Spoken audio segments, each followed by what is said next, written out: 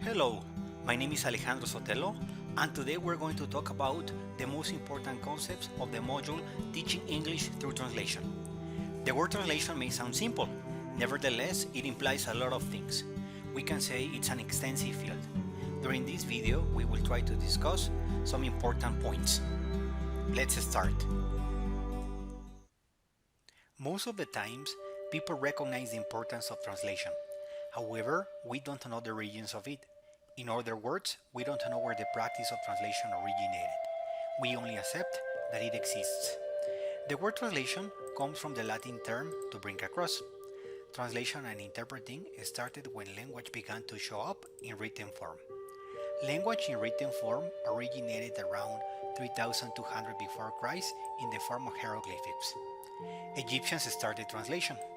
They thought God's language needed to be translated to share knowledge to earth. In spoken form, translation started when the Greeks and Romans began to use their slaves to interpret for them. Romans used translation to conquer the world around 300 before Christ. Ancient Greek texts were also translated by Roman poets. It is known that translation services were used in Rome by Cicero and Horace. Greek texts were translated by Roman poets to create developed literary works for entertainment. Around 300 before Christ, Greek works were translated by Arabic scholars. These Arabic versions were later translated into Latin during the Middle Ages. Arabic scholars translated Greek texts to create their own versions of the scientific, entertainment, and philosophical understandings. Technological advances, such as the creation of paper and the invention of the printing press, led to the first ever book being printed, the Bible. Saint Jerome translated the Bible from Greek and Hebrew into Latin. Religious texts were translated to spread the word and encourage faith. There have been several famous translators throughout history, such as Gaspar Antonio Shin, Sacagawea, Alexander Burns, Mark Twain, José Luis Borges, etc.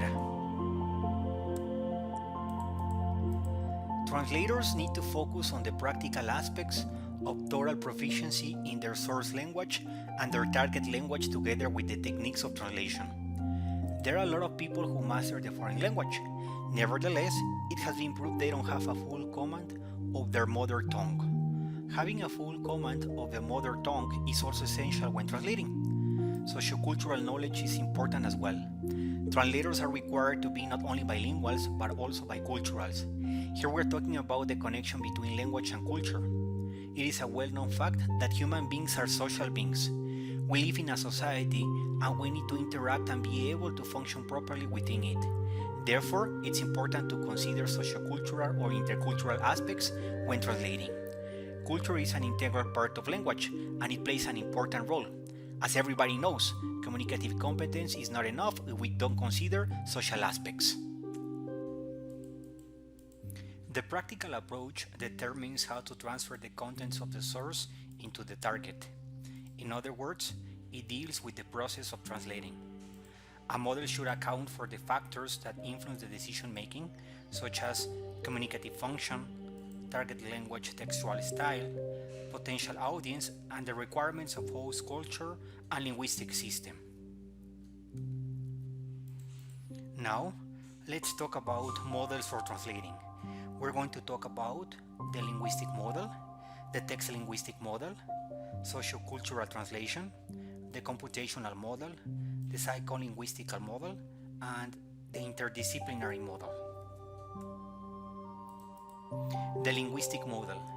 This model studies the linguistic resources of the source and target languages and the mechanisms available in the target language for overcoming the structural differences between source and target that appear in translation. It is not an applied model, it is highly abstract. The text linguistic model. This model takes into account the various uses of language by speakers and writers in particular communicative situations. Communicative values of the text are transferred. Sociocultural translation. Sociocultural translation followers maintain that translations should always read like translations. readers should be allowed to appreciate the source culture. The computational model. It refers to computer-assisted translation. Machine translation can be improved by human post-editing. The computer is used as a tool for the human translator. The psycholinguistic model. The cognitive substrates should be matched with pedagogical concepts to explain how, for example, transposition, modulation, equivalence, and the other so-called translation strategies are psychologically realized. Interdisciplinary models. Equivalence theories have given way to a view of mixed linguistically informed and socioculturally informed theories. As linguistic system, word, knowledge, and meaning systems are all converged in the act of translation, it is a synthetic process which implies dynamic matching of such systems by the translator. Let's talk about the critical approach. It presupposes a finished translation. Here we can talk about two types of criticism: literary criticism and translation criticism. Literary criticism focuses on the literary criticism or textual qualities of the work as it exists in translation. On the other hand, translation criticism appraises the text as translation. Two important concepts to consider are cover translation and over translation. Cover translation takes place when the translation is not marked as a translated text of a source text, but may have been created in its own right. In over translation, different cultural presuppositions in the two language communities have to be taken into account. It is important to mention that in addition to having knowledge of the two language systems, translators also need to have communicative knowledge. Communicative knowledge is knowing how to use language in a specific situation of interaction between human beings. Having a full command of both languages is not enough. Cultural awareness and knowledge about the field to translate are important factors as well. Translation has become increasingly popular. Therefore, universities have created special degrees for people who are interested in translating. Translators receive formal training in these universities. Translators need to focus on the practical aspects of oral proficiency in their source language and their target language together with the techniques of translation. There are a lot of people who master the foreign language. Nevertheless, it has been proved they don't have a full command of their mother tongue. Having a full command of the mother tongue is also essential when translating. Sociocultural knowledge is important as well. Translators are required to be not only bilinguals but also biculturals. Here we're talking about the connection between language and culture. It is a well-known fact that human beings are social beings. We live in a society and we need to interact and be able to function properly within it. Therefore, it's important to consider sociocultural or intercultural aspects when translating. Culture is an integral part of language and it plays an important role. As everybody knows, communicative competence is not enough if we don't consider social aspects. Translating is not an easy task. Consequently, there can be several difficulties in the process, such as lack of proficiency in the target language, lack of proficiency in the source language, and lack of intercultural competence or sensitivity.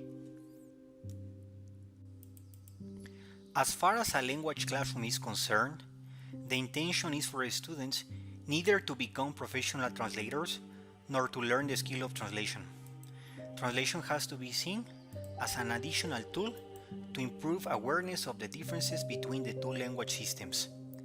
The advantages of using translation in the classroom are checking on accuracy, awareness of contents and form, and cognitive psychological reasons. However, it doesn't mean the return to the grammar translation method. One more time, it is important to mention that we're talking about an additional tool. Although most people are against translating in the language classroom, there are people who believe that translation will help learners to have a greater understanding of both their second and their first language. They see translation as a powerful tool for language learning and think that the students can benefit from translation exercises. There are different steps to translation. For instance, preparatory exercises.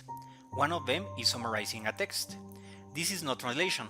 However, this will help learners to become aware of whether or not they have understood the author's intended meaning. Summary, translation, and the comparison of translations become consciousness-raising activities in L2 acquisition. Different materials should be included. The teacher doesn't have to be the only one that supplies the texts to be translated. Students should be encouraged to bring material found in different contexts. It's advisable to work on translations from L1 to L2 and vice versa. As I mentioned before, translating is not easy. It requires many soft skills. Therefore, it's common to find many traps and pitfalls, such as very long sentences, sentences without a principal clause, technical terms, ambiguity, redundancy, words that cannot be translated, cohesion and coherence, etc. What's more important, process or product? Nobody can deny the importance of having a final product, in this case, a final translation. However, the process gives a lot of information about the areas one student has to work on. It is important to keep track of the difficulties students went through. It is essential for teachers to motivate students and to let them know that learning is a process that requires time and patience, and the best way to achieve things is by practicing. Translation is a complex undertaking because there are many variables to consider. In spite of the fact that we are accustomed to using the second language daily, it doesn't mean that translating is a skill we already have. There are many things to learn, and there is a lot of information about this topic. Translation is an additional tool for language learning and language teaching.